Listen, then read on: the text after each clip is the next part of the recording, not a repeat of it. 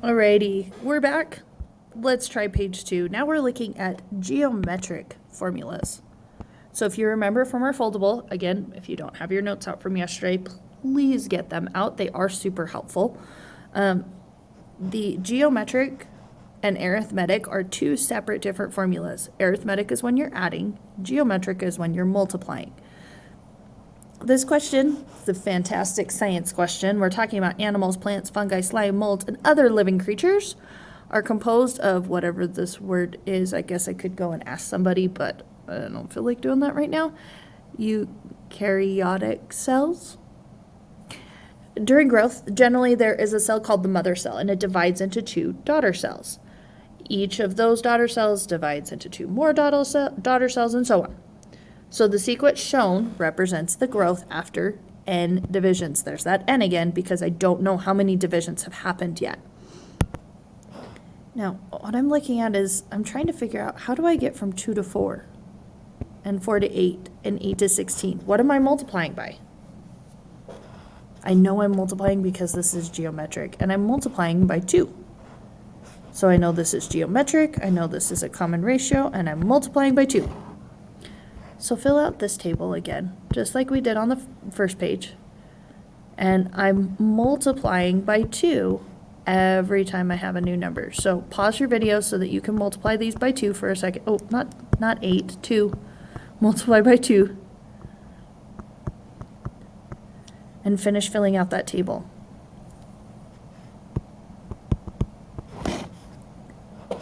Now, you'll get 512 as your 9th term. So how do we figure out our 10th term based on the 9th term?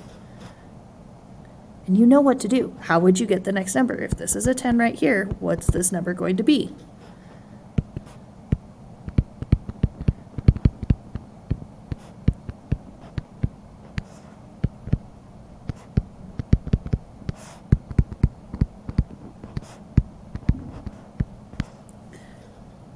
Multiply your 9th term by 2, you'll get the next number.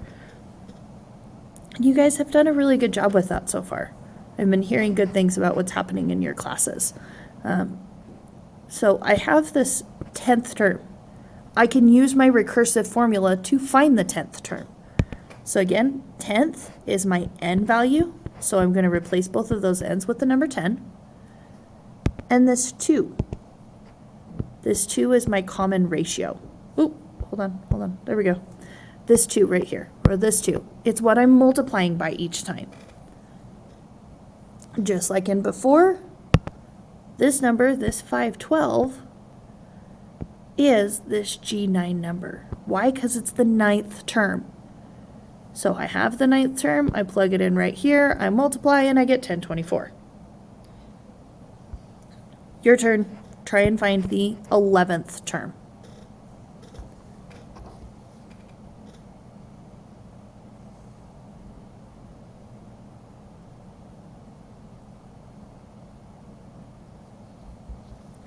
So 11 goes in place of n, and here's still my 2 because I'm multiplying by 2 each time. This stays as G11, but this is now G10 plus times my 2. Now my G10, I know what G10 is. It's this number right here. So G11 equals, that's an 11, I promise, 1024 times 2, which gets you 2048. Which, if you haven't had a chance to play that game, you should Google, well, maybe don't Google it, it's kind of addictive, but 2048, it's a great game if you haven't tried it before. Now, explicit formulas. These ones are by far my favorite. I like the explicit formula because I can find bigger term numbers, like the 20th term. I don't have to multiply 2 20 different times to figure this out. I have my formula, my explicit formula. So in order to find the 20th term, here are my 20s. They go where the n's go. And I could simplify all of this.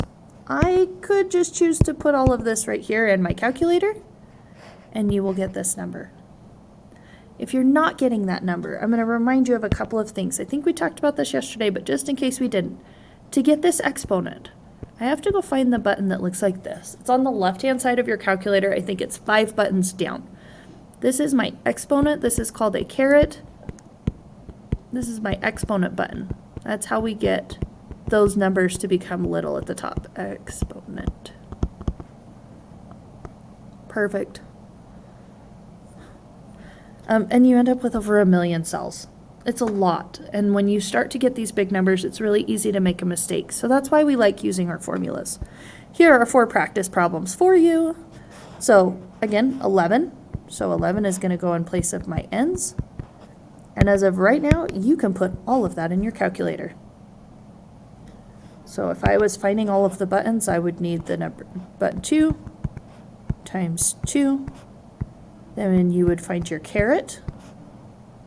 11 minus 1. Make sure you're using the minus sign instead of the negative symbol. Negative is underneath the 3. The minus sign is off to the right.